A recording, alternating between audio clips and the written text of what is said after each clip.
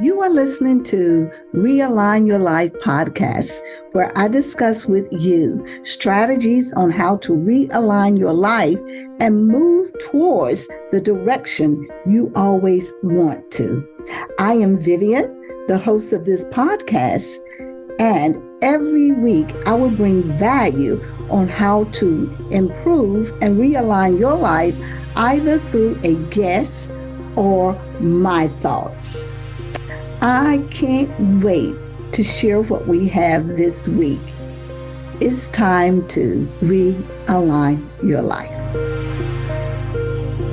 Well, hello there, and welcome back to Realign Your Life podcast. This is Vivian, the host of this show, and I am so excited to have you here with me today for this episode. Well, I kind of talked a little bit to you in another episode about control and surrender.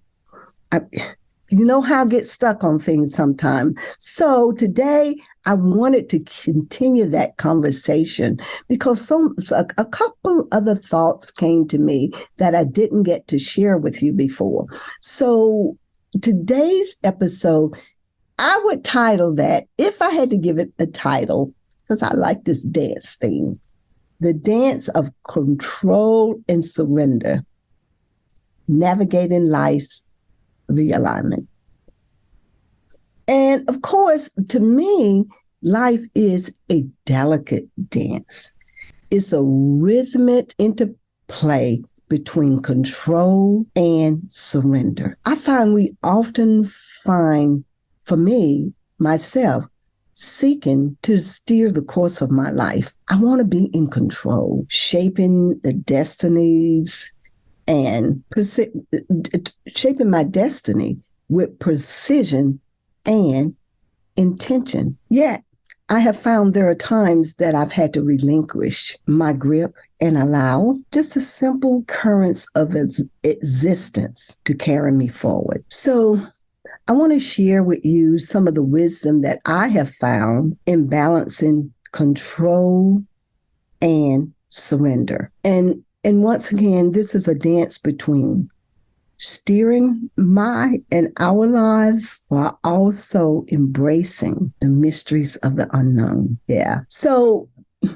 there is kind of an illusion all about control. So in our pursuit of success, happiness, and purpose, we often fall into that illusion of total control, that we do have total control of all of those things. We meticulously plan, strategize, and set goals, believing that this will safeguard us from any of life's uncertainties. However, life has a way of throwing unexpected twists and turns into our lives. So recognizing the limits of control is the first step towards a more harmonious alignment.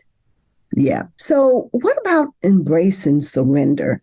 That has been a difficult journey for me, but yet and still it is a journey, and it's one that we're all on. And, it gets better and better and better. I had to realize that surrender is not synonymous with defeat or resignation. It's actually an act of profound courage and wisdom. It's all about acknowledging that there are forces beyond our comprehension that are at play. It invites us to embrace trust, to trust the process, to trust the universe, embrace the spirit that is within us and guiding us, and letting go of the need to micromanage every teeny tiny aspect of our lives. Does it make you go crazy? Does it bring on stress? Yeah. And then, part of that is, once again, and I cannot get away from this, and I know how, because it is so important, mindfulness and being in the presence, cultivating mindfulness. And when you cultivate something, you pay attention to it and you give it what it needs in order for it to grow, in order for it to sprout, in order for it to take wings.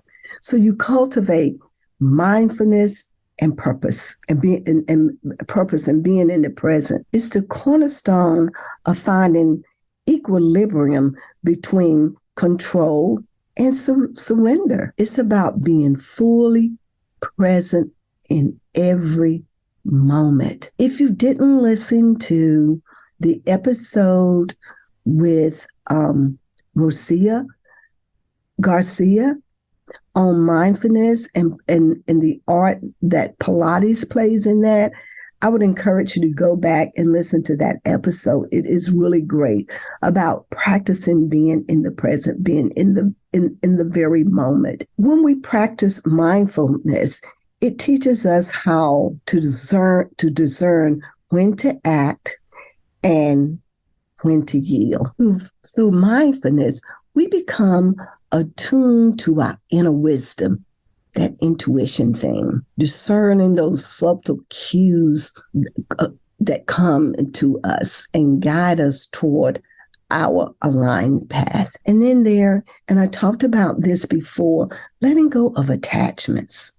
Oh my goodness. Attachment to outcomes can be a source of immense suffering. Realignment, it calls for us to often let go and release our grip on specific expectations and outcomes. And it doesn't mean that we abandon our dreams or our goals, but rather we detach from those rigid expectations and visions while remaining open to the infinite possibilities that life has to offer. And I cannot emphasize again the power of intuition. And we often hear about a woman's intuition, or you've had that feeling at times that when something told me, or I should have known this occurred to me. That's your intuition. Pay attention to it. That is your gut feeling. It is our beacon of light in the fog of indecision and uncertainty. It speaks in whispers, nudging us toward decisions that are in alignment with our true selves. Learning to listen to and trust our intuition allows us to navigate the process of realignment with grace and authenticity. So listen up, my friends, to that still small voice inside of you that is guiding you. That is your beacon of light in uncertainty.